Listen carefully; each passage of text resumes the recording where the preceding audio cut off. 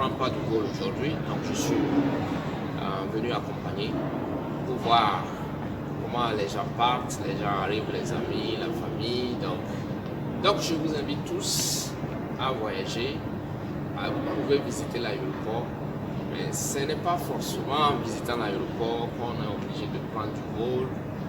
On peut visiter l'aéroport pour accompagner les amis, accompagner la famille qui prend le vol. Et cela suscite en nous une très grande émotion. Et ça nous pousse, ça nous donne la curiosité. Quand est-ce sera notre tour? Donc à l'aéroport, comme vous le voyez, il y a beaucoup d'activités qui se passent. Présentement, je suis assis sur le banc. Donc, quand vous arrivez, puisque la règle d'or dit d'arriver très tôt, si ce sont des vols domestiques, il faut arriver 1 heure à l'avance. Si c'est dans des vols internationaux, 2 heures à l'avance pour éviter de rater son vol. Lorsque vous arrivez, que vous passez les points de check-in et tout, vous êtes libre de vous promener dans l'aéroport. Dans l'aéroport, c'est comme une grande ville. Vous avez la banque, vous avez les boutiques qui vendent, vous avez les restaurants. Et vous voyez les gens qui viennent, les gens qui partent.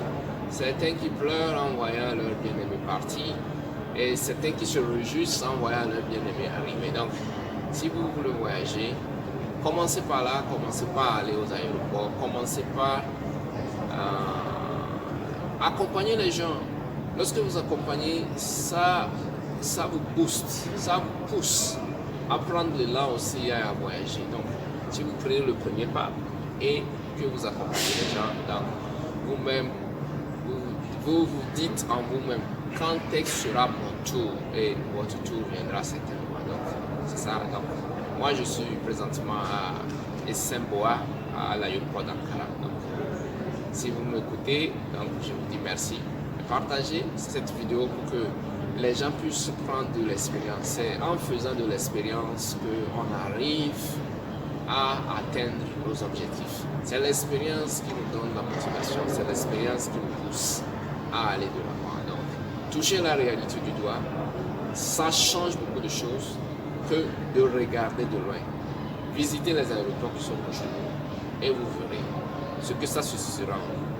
Un déclic pour le voyage. Ne restez pas sur place, ne restez pas dans votre coin pour dire que vous avez tout ce que vous avez besoin au monde. Le monde est grand, le monde nous appartient. Nous devons conquérir le monde, nous devons bouger.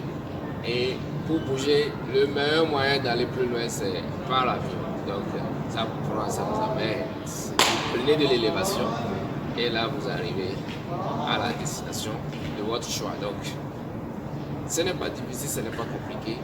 Ça demande de l'effort, ça demande des obligations, ça demande de la rigueur, de la discipline. C'est-à-dire vous partez à partir de votre budget. Le budget vous déterminera puisque vous avez déjà le plan de voyage.